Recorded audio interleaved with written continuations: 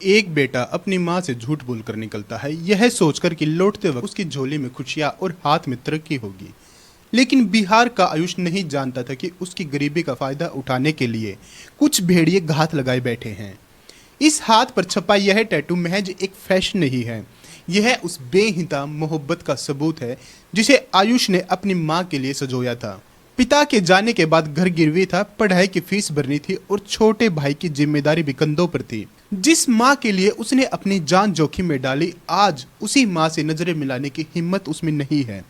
यह कहानी सिर्फ एक अपराध की नहीं, यह उस लाचारी की है जो एक इंसान को अपनी ही जान का सौदा करने पर मजबूर कर देती है। किडनी रैकेट के इस घिनौने खेल ने एक बेटे को अपाहिज बना दिया और एक परिवार को कभी न भरने वाला जख्म दे दिया। क्या गरीबी की सजा इतनी बड़ी होनी चाहिए? आयुष को अपने किए पर पछतावा है, लेकिन सवाल उन लोगों से है जिन्होंने एक बेबस बेटे की भावना का व्यापार किया। दोस्तों, क्या कोई बेटा अपनी माँ की मुस्कुराहट के लिए अपनी जान दांव पर लगा सकता है? बिहार के बेगूसराय का रहने वाला आयुष, जिसकी उम्र महज 20 से 21 साल है, आज एक अस्पताल के बिस्तर पर पड़ा सिसक रहा है। उसके शरीर पर टाकों के निशान है और रूह पर एक ऐसा घाव जो शायद कभी ना भरे। चलिए जानते हैं आयुष के साथ उस रात कानपुर में आखिर क्या हुआ था।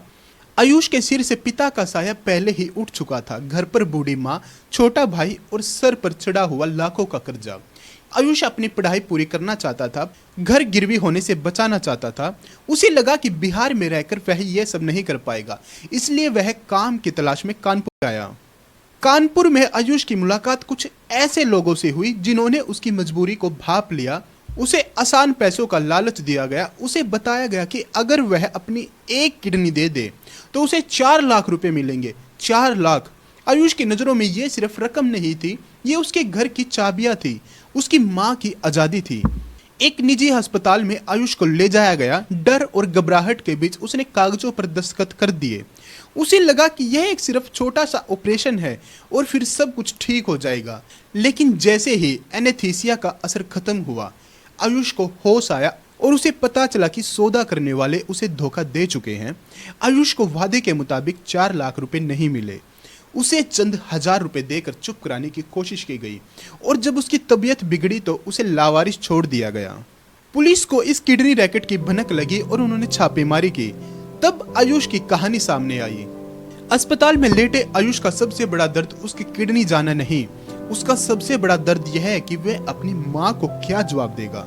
वह बार बार डॉक्टरों और पुलिस से बस एक ही गुहार लगा रहा, मेरी माँ को मत बताना, वो मर जाएगी। जिस हाथ पर उसने आई लव यू मोम लिखवाया था, आज उसी हाथ की कलाई पकड़कर वह अपनी बदकिस्मती पर रो रहा है। आज आयुष अस्पताल के बिस्तर पर है, लेकिन असली गुनहगार कौन है? वो रैकेट चलाने वाले दरिंदे या वो समाज जहां एक नौजवान को अपनी माँ की दवा और घर के कर्जे के लिए अपना अंग बेचना पड़ा। आयुष का आई लव यू मोम टैटू आज एक सवाल बन गया है कि क्या प्यार की कीमत इतनी भारी होनी चाहिए? याद रखिएगा, जब तक लाचारी रहेगी ऐसे शिकारी घूमते रहेंगे। दोस्तों, अब वक्त जागने का है, वरना अगली बारी किसी और बेगुनाह की होगी। दोस्तों, आपका इस घटना के बारे में क्या कहना है? क्या आयुष को इंसाफ मिलेगा? अपनी राय कमेंट बॉक्स में जरूर बताइएगा। मिलते हैं अपनी नेक्स्ट वीडियो में। जय हिंद, जय भारत।